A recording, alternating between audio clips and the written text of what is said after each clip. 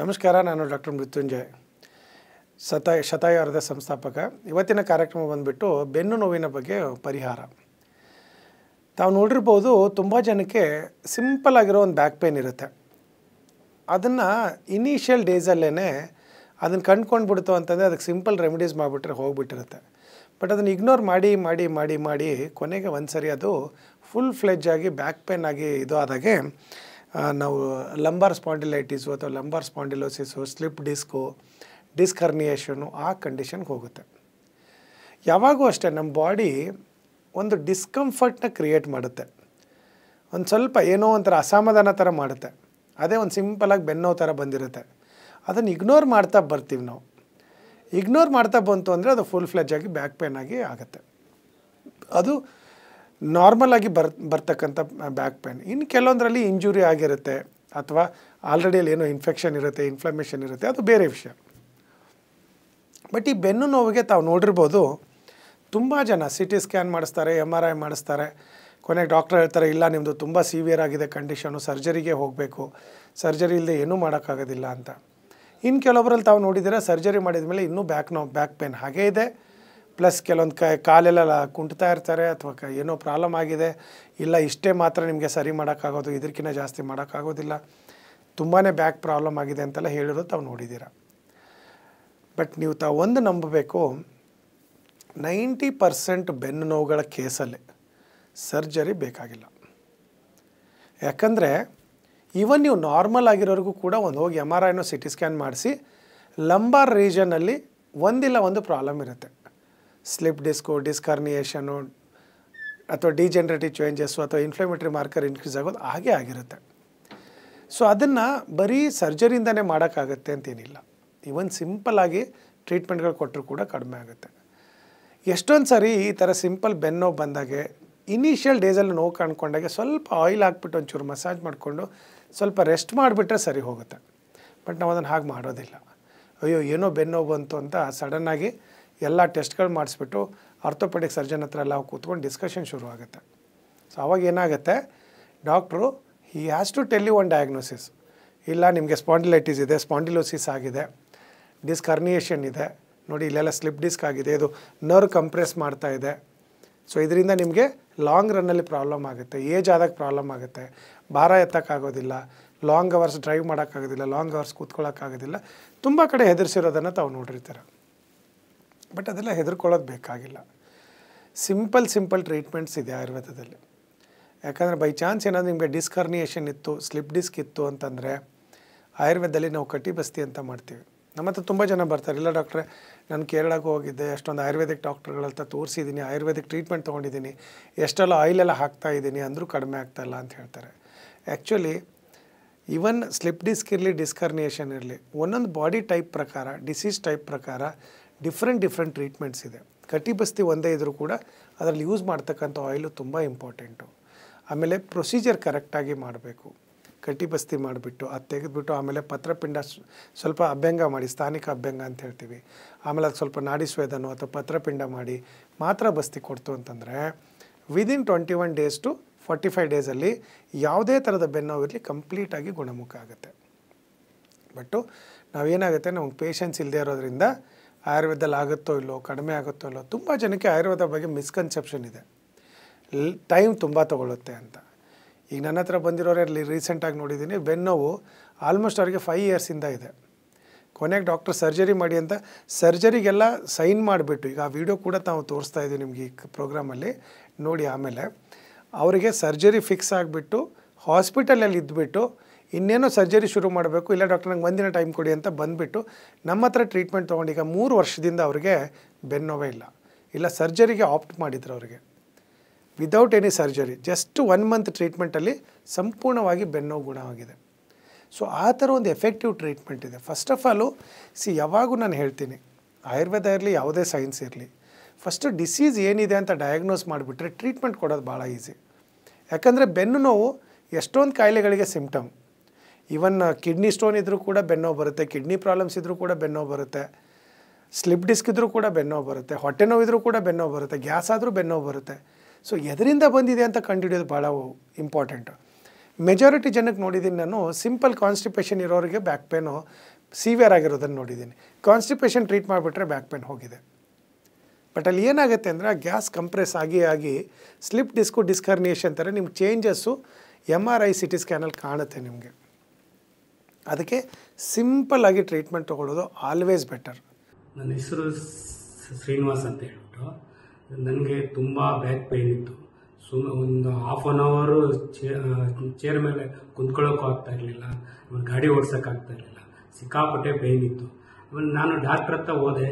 ಅವ್ರು ಹೇಳಿದ್ರು ಇಲ್ಲ ಇದು ನೋಡ್ಬಿಟ್ಟು MRI ಮಾಡಿಸಿ ಅಂತ ಹೇಳಿದ್ರು. MRI ಮಾಡಿಸಾದ್ಮೇಲೆ ಅವ್ರು ನೋಡ್ಬಿಟ್ಟು ಇಲ್ಲ ಇದು ಇಮಿಡಿಯೇಟ್ ಆಪರೇಷನ್ ಮಾಡಬೇಕು, ಇಲ್ಲಾಂದರೆ ಇನ್ನೂ ಕಾಂಪ್ಲಿಕೇಟೆಡ್ ಆಗುತ್ತೆ ಅಂತ ಅಂದ್ಬಿಟ್ಟು ಹೇಳಿದ್ರು. ನಾನು ಒಂದ್ಸಲ ಏನು ಮಾಡೋದಪ್ಪ ಆಪರೇಷನ್ ಅಂದರೆ ನನಗೂ ಸ್ವಲ್ಪ ಭಯ ಆಯಿತು.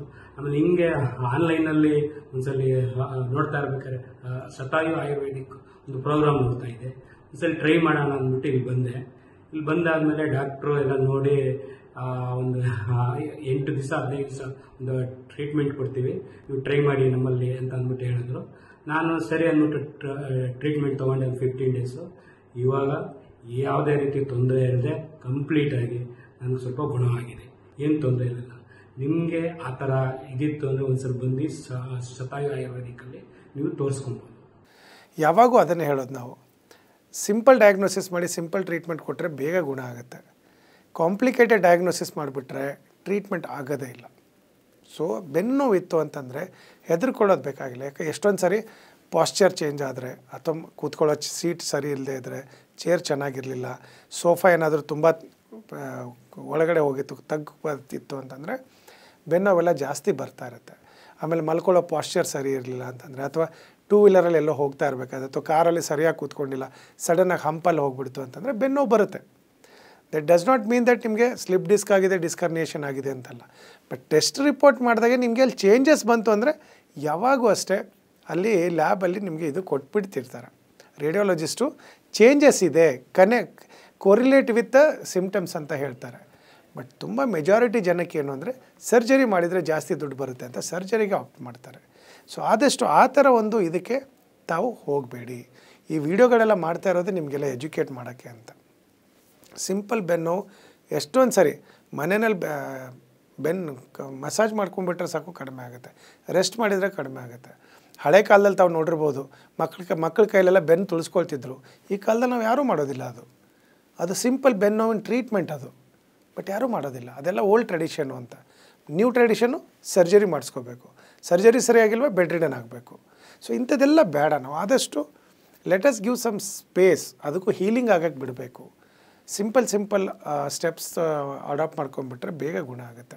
ಸೊ ಫಸ್ಟ್ ಯಾವುದರಿಂದ ಬೆನ್ನೋವು ಬಂದಿದೆ ಕಂಡು ಹಿಡ್ಕೊಂಡ್ಬಿಟ್ರೆ ಭಾಳ ಒಳ್ಳೆಯದು. ಬೆನ್ನೋವು ಬಂದಾಗೂ ಅಷ್ಟೇ ಸಿಂಪಲ್ ಮಸಾಜ್ ಮಾಡ್ಕೊಳ್ಳಿ, ರೆಸ್ಟ್ ಮಾಡಿ, ಆರಾಮಾಗಿ ಗುಣ ಆಗುತ್ತೆ.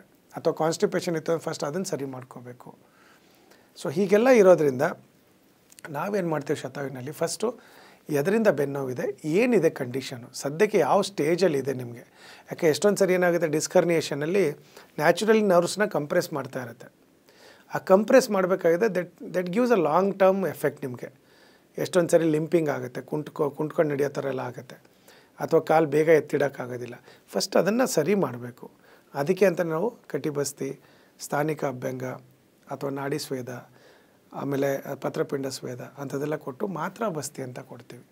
ಅದೆಲ್ಲ ಕೊಟ್ಬಿಡ್ತು ಅಂತಂದರೆ ಬೆನ್ನು ಒಳ್ಳೆ ಸ್ಟ್ರೆಂತ್ ಬಂದುಬಿಟ್ಟು ಇನ್ಯಾವತ್ತೂ ನಿಮಗೆ ಆ ಥರ ಬೆನ್ನೋವುಗಳು ಬರೋದಿಲ್ಲ. ಸೊ ಅಷ್ಟು ಚೆನ್ನಾಗಿರೋ ಟ್ರೀಟ್ಮೆಂಟ್ಗಳಿದೆ. ಸೊ ಸ್ಲೋ ಆಗುತ್ತೆ ಅಂತಲ್ಲ, ತಾವು ಬೇಗ ಬಂದುಬಿಟ್ರೆ ಬೇಗ ವಾಸಿ ಆಗುತ್ತೆ, ಲೇಟಾಗಿ ಬಂದುಬಿಟ್ರೆ ಲೇಟ್ ಆಗುತ್ತೆ. ಈಗ ನೀವು ಇವನ್ ಸರ್ಜರಿ ಮಾಡ್ಕೊಂಡ್ಮೇಲೂ ಕೂಡ ಎಷ್ಟೊಂದು ಜನಕ್ಕೆ ತಾವು ನೋಡಿದ್ದೀರಾ ಬೆನ್ನೋವು ಇನ್ನೂ ಇನ್ಕ್ರೀಸ್ ಆಗಿರೋದೇ ಇರುತ್ತೆ ಹೊರತಾಗಿ ಕಡಿಮೆ ಆಗಿಲ್ಲ ಅಂಥದ್ದೆಲ್ಲ ನೋಡಿರ್ತಾರೆ.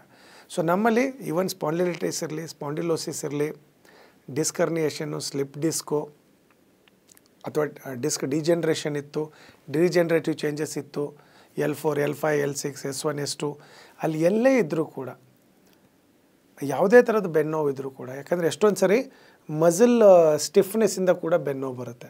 ಅದನ್ನು ಸಿಂಪಲ್ ರಿಲ್ಯಾಕ್ಸ್ ಮಾಡಿಬಿಟ್ಟು ಒಂಚೂರು ಸಿಂಪಲ್ ಮಸಾಜ್ ಮಾಡಿ ಸ್ವಲ್ಪ ಆಕ್ಯುಪ್ರೆಷರ್ ಪಾಯಿಂಟ್ಸ್ ಕೊಟ್ಬಿಡ್ತು ಅಂತಂದರೆ ಕಂಪ್ಲೀಟಾಗಿ ಗುಣ ಆಗುತ್ತೆ. ಮೆಜಾರಿಟಿ ಜನ ನೋಡಿದ್ದೀರಾ ಬೆನ್ನೋವು ಬಂದ ತಕ್ಷಣ ಏನಿಲ್ಲ ಇಲ್ಲದೆ ಇರೋ ಟೆಸ್ಟ್ಗಳು ಮಾಡಿಸೋದು, ಸಡನ್ನಾಗಿ ಸರ್ಜರಿ ಹೇಳಿದ ತಕ್ಷಣ ಮಾಡಿಸ್ಕೊಂಡು ಬಂದುಬಿಡೋದು, ಬಂದುಬಿಟ್ಟು ಆಮೇಲೆ ಗೊಳೋ ಅಂತ ಆಯುರ್ವೇದದಲ್ಲಿ ಚಿಕಿತ್ಸೆ ಇದೆಯಾ, ನಾನು ಸರ್ಜರಿ ಮಾಡಿಸ್ಕೊಂಡ್ರು ಸರಿ ಹೋಗಿಲ್ಲ ಅಂತ ಬರ್ತಾರೆ. ಆ ಥರ ಮಾಡಬೇಡಿ. ಯಾವುದೇ ಟ್ರೀಟ್ಮೆಂಟ್ ಎಸ್ಪೆಷಲಿ ಸರ್ಜರಿ ಅಂತ ಬಂತು ಅಂತಂದರೆ ದುಡುಕಬಾರ್ದು. ಯಾವಾಗೂ ಅಷ್ಟೇ ನಾನು ಪ್ರತಿಯೊಂದು ಪೇಷಂಟ್ಗೂ ಹೇಳ್ತೀನಿ, 3 ಒಪಿನಿಯನ್ ತೊಗೊಳ್ಬೇಕು ಯಾವತ್ತು, 3 ಡಾಕ್ಟ್ರು. ಈಗ ಒಂದು ಡಾಕ್ಟ್ರ್ ಸರ್ಜರಿ ಅಂತ ಹೇಳಿದರೆ 2 ಆರ್ಥೋಪೆಡಿಕ್ ಸರ್ಜನ್ ಅಡ್ವೈಸ್ ತೊಗೊಂಡ್ಬಿಟ್ರೆ 3 ಸರ್ಜರಿ ಹೇಳಿದರೆ ಸರ್ಜರಿ ಇಸ್ ರಿಕ್ವೈರ್ಡ್. ಅದು ಒಬ್ಬರೇ ಹೇಳಿದ್ದಾರೆ ಅಂತ ಬ್ಲೈಂಡಾಗಿ ಫೇತಲ್ಲಿ ಹೋಗಿಬಿಟ್ರೆ ತುಂಬ ಕಷ್ಟ. ಯಾಕಂದರೆ ಎಷ್ಟೊಂದು ನಾವು ಮೆಜಾರಿಟಿ ಡಿಸೀಸ್ಗಳನ್ನ ನೋಡ್ತಾ ಇದ್ದೀವಿ, ಸಿಂಪಲ್ ಟ್ರೀಟ್ಮೆಂಟಲ್ಲಿ ಗುಣ ಆಗುತ್ತೆ. ಅದನ್ನು ಕಾಂಪ್ಲಿಕೇಟ್ ಮಾಡ್ಕೊಂಡು ಬಂದಮೇಲೆ ಇವನ್ ನಾವು ಕೂಡ ಟ್ರೀಟ್ಮೆಂಟ್ ಕೊಡೋಕ್ಕಾಗದೇ ಇರೋ ಥರ ಒಂದು ಕಂಡೀಷನ್ ಬರುತ್ತೆ. ಸೊ ಹಾಗಾಗಿ ನಿಮ್ಗೆ ಬೆನ್ನೋ ಬಂತು ಅಂತಂದರೆ ಯಾವುದೇ ಥರದ್ದು ತಲೆ ಕೆಡಿಸ್ಕೊಳ್ಳೋದು ಬೇಡ. ಯಾಕಂದ್ರೆ ನಮ್ಮಲ್ಲಿ ಇವನ್ ಬ್ಯಾಂಗ್ಳೂರು ಇಂಟರ್ನ್ಯಾಷನಲ್ ಏರ್ಪೋರ್ಟ್ ಹತ್ರ ಶತಾಯ ಆಯುರ್ವೇದ ಯೋಗ ರಿಟ್ರೀಟ್ ಇದೆ, ಅಲ್ಲಿ ತಾವು ಉಳ್ಕೊಂಡು ಬಿಟ್ಟು ಕೂಡ ಟ್ರೀಟ್ಮೆಂಟ್ ತೊಗೊಳ್ಬೋದು. ಸೊ ಈ ಥರ ಯಾವುದೇ ಥರದ ಬೆನ್ನೋವಿಗೂ ಕೂಡ ಕ್ಯಾಶ್ಲೆಸ್ ಹೆಲ್ತ್ ಇನ್ಶೂರೆನ್ಸ್ ಕವರೇಜ್ ಕೂಡ ಇದೆ. ಸೊ ನೀವು ಬೆನ್ನೋವಿಂದ ಏನಾದರೂ 11 ಡೇಸು 21 ಡೇಸು ಅಡ್ಮಿಟಾಗಿ ಟ್ರೀಟ್ಮೆಂಟ್ ತೊಗೊಳ್ತು ಅಂತಂದರೆ ಫ್ರೀಯಾಗಿ ಟ್ರೀಟ್ಮೆಂಟ್ ಆಗುತ್ತೆ, ಇನ್ಶೂರೆನ್ಸ್ ಕಂಪನಿ ಪೇ ಮಾಡುತ್ತೆ. ಯಾಕಂದ್ರೆ ಮುಂಚೆ ಆಯುರ್ವೇದಿಕ್ಕಿಗೆ ಕವರೇಜ್ ಇರಲಿಲ್ಲ, ಈಗ ಇದಕ್ಕೂ ಕೂಡ ಇದೆ. ಆಮೇಲೆ ನಾವು ಎಷ್ಟೊಂದು ಕಡೆ ನೋಡಿದ್ದೀವಿ, ಮೆಜಾರಿಟಿ ಬ್ಯಾಕ್ ಪೇನ್ ಇರೋರಿಗೆ, ಒಬೆಸಿಟಿ ಇರೋರಿಗೆ ಕೂಡ ಬ್ಯಾಕ್ ಪೇನ್ ಬರುತ್ತೆ. ಅದರಲ್ಲೂ ಹೊಟ್ಟೆ ಬೊಜ್ಜು ಜಾಸ್ತಿ ಇತ್ತು ಅಂತಂದರೆ, ಟಮ್ಮಿ ಜಾಸ್ತಿ ಇತ್ತು ಅಂದರೆ ಆ ವೇಟಿಗೆ ಬ್ಯಾಕ್ ಏನಿದೆ ಅದು ಸ್ವಲ್ಪ ಹಿಂಗೆ ಬೆಂಡ್ ಆಗಿರುತ್ತೆ ಬ್ಯಾಕು. ಸೊ ಅಲ್ಲಿ ಪ್ರೆಷರ್ ಬಿದ್ದು ನಿಮಗೆ ಬೆನ್ನೋವು ಕೂಡ ಜಾಸ್ತಿ ಬರುತ್ತೆ. ಸಿಂಪಲಾಗಿ ವೆಯ್ಟ್ ಲಾಸ್ ಮಾಡ್ಕೊಂಡ್ಬಿಟ್ರು ಬೆನ್ನೋವು ಕಡಿಮೆ ಆಗುತ್ತೆ. ಸೊ ಇಲ್ಲಿ ಸರ್ಜರಿ ಮಾಡ್ಕೊಂಡು ಬಂತು ಅಂತಂದರೆ ಇನ್ನೂ ಇದು ಹೊಟ್ಟೆ ಆಗೇ ಇರುತ್ತೆ, ಇನ್ನೂ ಬೆನ್ನೋವು ಜಾಸ್ತಿ ಆಗುತ್ತೆ. ಸೊ ಇಂಥ ಸಿಂಪಲ್ಲು ಇದನ್ನೆಲ್ಲ ತಮ್ಗೆ ಅರ್ಥ ಆಗಲಿ ಅಂತಲೇ ನಾವು ಈ ವಿಡಿಯೋಗಳನ್ನು ಮಾಡ್ತಾಯಿದ್ದೀವಿ. ಬೆನ್ನೋವು ಬಂದ ತಕ್ಷಣ ಶಸ್ತ್ರಚಿಕಿತ್ಸೆ ಬೇಡ, ಸರ್ಜರಿ ಬೇಡ, ಸಿಂಪಲ್ ಆಗಿರೋ ಟ್ರೀಟ್ಮೆಂಟ್ಸಲ್ಲಿ ಸಂಪೂರ್ಣವಾಗಿ ಗುಣವಾಗುತ್ತೆ. ನಿಮ್ಗೆ ಯಾವುದೇ ಥರದ ಬೆನ್ನೋವಿನ ಪ್ರಾಬ್ಲಮ್ ಇದ್ದರೆ ಏನೇನು ರಿಪೋರ್ಟ್ಸ್ ಇದೆ ಅದೆಲ್ಲವೂ ಕೂಡ ಕೆಳಗಡೆ ಬರ್ತಾ ಇರ್ತಕ್ಕಂಥ ನಂಬರ್ಗೆ ಒಂದು ಸರಿ ಕಳಿಸಿ ಆನ್ಲೈನ್ ಕನ್ಸಲ್ಟೇಷನ್ ಮಾಡಿ ನಮ್ಮ ಡಾಕ್ಟ್ರು ನಿಮಗೆ ಗೈಡ್ ಮಾಡ್ತಾರೆ. Thank you.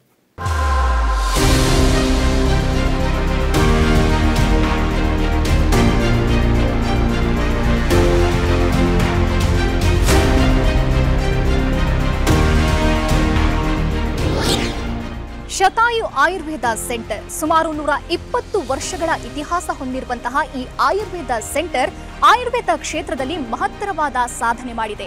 ಅಷ್ಟೇ ಅಲ್ಲ, ಬೆಂಗಳೂರಿನ ನಾನಾ ಭಾಗದಲ್ಲಿ ಇದರ ಸೆಂಟರ್ಗಳಿವೆ. ಇದರ ಜೊತೆಗೆ 35ಕ್ಕೂ ಹೆಚ್ಚು ವೈದ್ಯರು ಸೇರಿದಂತೆ 100ಕ್ಕೂ ಹೆಚ್ಚು ಥೆರಪಿಸ್ಟ್ಗಳು ರೋಗಿಗಳ ಸೇವೆಯಲ್ಲಿ ನಿರತರಾಗಿದ್ದಾರೆ. ಇನ್ನೂ ವಿಶೇಷ ಅಂತಂದ್ರೆ ಸುಮಾರು 10 ಲಕ್ಷಕ್ಕೂ ಅಧಿಕ ರೋಗಿಗಳಿಗೆ ಈ ಶತಾಯು ಸೆಂಟರ್ ಚಿಕಿತ್ಸೆ ನೀಡಿದೆ. ಅಷ್ಟೇ ಅಲ್ಲ, ಅವರ ರೋಗವನ್ನ ಗುಣಪಡಿಸಿ ಅವರ ಮೊಗದಲ್ಲಿ ನಗು ಬರುವಂತಹ ಮಹತ್ ಕಾರ್ಯವನ್ನ ಮಾಡಿದೆ.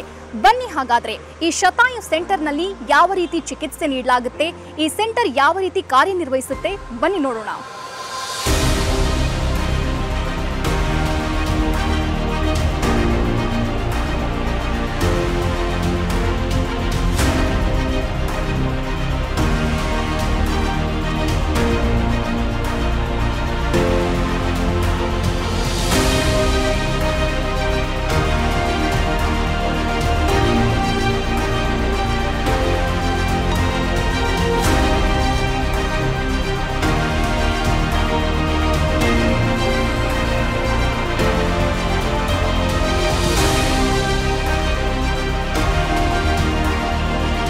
ನೋಡಿದ್ರಲ್ಲ, ಶತಾಯು ಆಯುರ್ವೇದ ಕ್ಲಿನಿಕ್ ಯಾವ ರೀತಿ ಕಾರ್ಯನಿರ್ವಹಿಸುತ್ತೆ, ಉತ್ತಮವಾದ ಚಿಕಿತ್ಸೆ ನೀಡುತ್ತೆ ಅನ್ನೋದನ್ನ.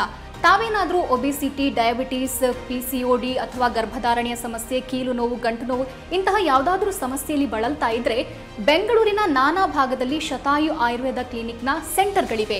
ನಿಮ್ಮ ಹತ್ತಿರದ ಸೆಂಟರ್ಗೆ ಹೋಗಿ ತಾವು ಚಿಕಿತ್ಸೆ ಪಡೆಯಬಹುದಾಗಿದೆ. ಹಾಗಾದ್ರೆ ಯಾಕೆ ತಡ? ಅಡ್ರೆಸ್ ಪ್ಲೇಟ್ ಇಂತಿದೆ, ನೋಟ್ ಮಾಡ್ಕೊಳ್ಳಿ.